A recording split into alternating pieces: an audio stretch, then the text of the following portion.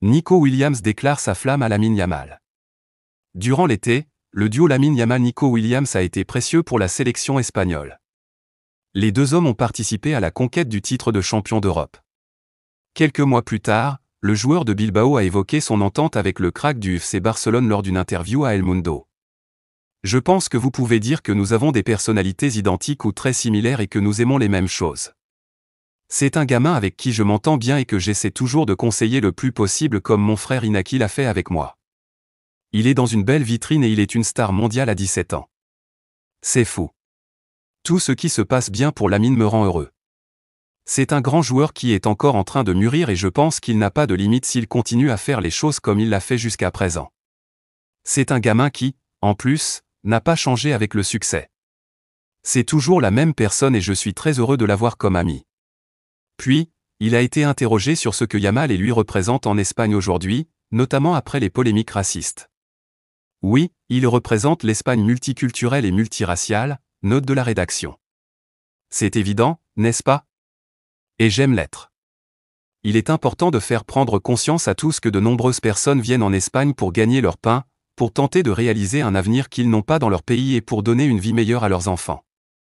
Ma famille a fait ce voyage et nous l'avons récemment raconté dans un film qui, je pense, explique parfaitement à quoi ressemblent presque tous ceux qui viennent ici. Je pense que l'Espagne avance sur la bonne voie et nous devons continuer ainsi. Il y a toujours des gens qui tentent de vendre une autre image des immigrés, mais ils constituent une minorité.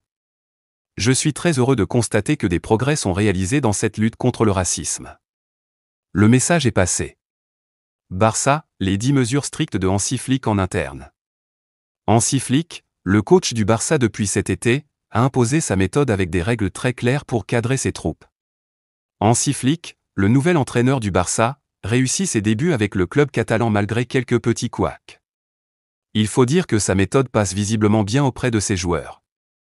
Pourtant, comme l'explique AS, l'entraîneur allemand a instauré des règles strictes pour son équipe, basées sur la discipline et la rigueur. Flick prône une autorité calme, sans sanction financière ni récompense, préférant un engagement professionnel de la part des joueurs.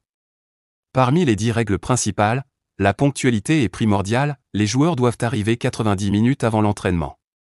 Parmi les 10 règles principales, la ponctualité est primordiale, les joueurs doivent arriver 90 minutes avant l'entraînement. Un contrôle de poids quotidien et des habitudes alimentaires encadrées sont également imposés.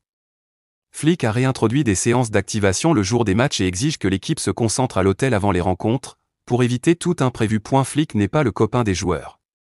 Flick privilégie par ailleurs le repos après les matchs tardifs, éliminant les retours nocturnes, et impose des entraînements intenses et prolongés. Bien qu'il évite les punitions monétaires, il n'ignore pas les actes d'indiscipline, les sanctionnant autrement. Les jours de repos sont limités, avec un jour par semaine au maximum, sauf lors des pauses internationales. Enfin, Flick garde une relation professionnelle avec ses joueurs, maintenant une distance stricte pour éviter les familiarités.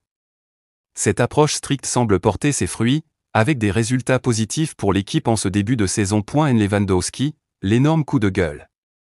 La star du FC Barcelone Robert Lewandowski a exprimé sa frustration suite à la défaite 3-1 de la Pologne en Ligue des Nations contre le Portugal. La Pologne a été surclassée par les Portugais à Varsovie alors que Lewandowski a eu du mal à avoir un impact dans l'attaque des hôtes.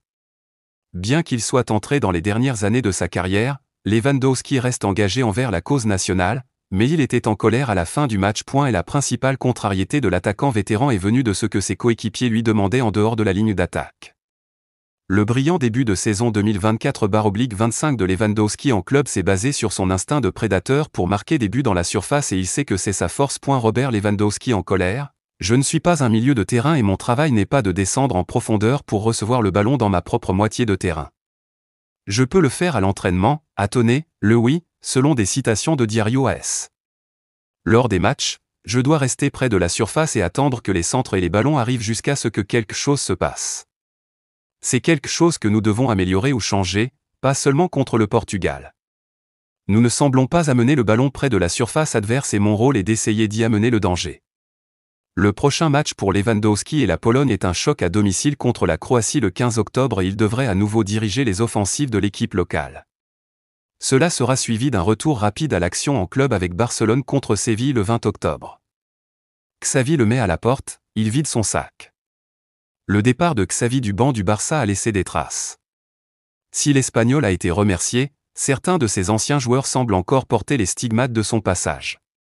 Xavi Hernandez a été démis de ses fonctions d'entraîneur du Barça en juin dernier, mais certains de ses anciens joueurs semblent encore nourrir une certaine rancœur à son égard.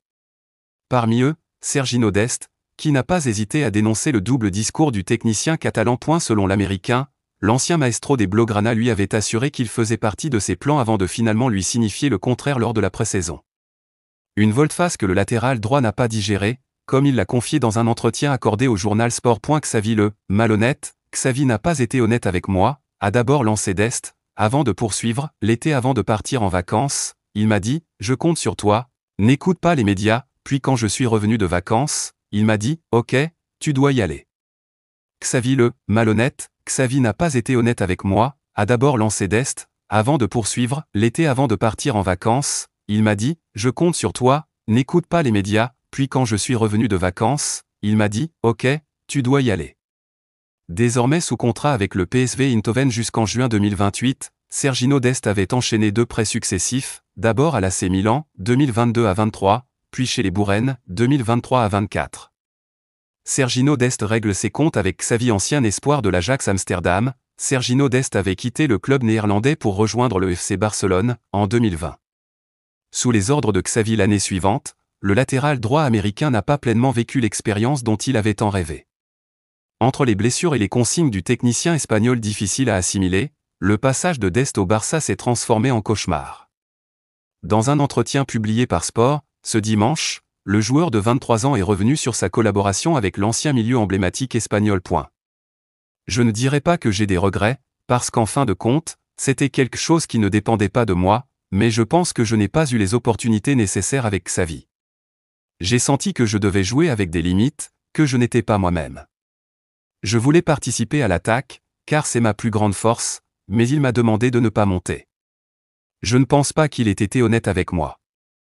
Nous avons eu plusieurs conversations au cours desquelles il m'a dit une chose et j'ai douté qu'elle soit vraiment vraie. En été, avant de partir en vacances, il m'avait dit « Je compte sur toi, ne lis pas la presse ». Et dès mon retour, il m'a dit « Tu dois partir », a expliqué Dest, qui a par la suite été prêté à l'AC Milan et au PSV Eindhoven, avant de rejoindre définitivement le club néerlandais.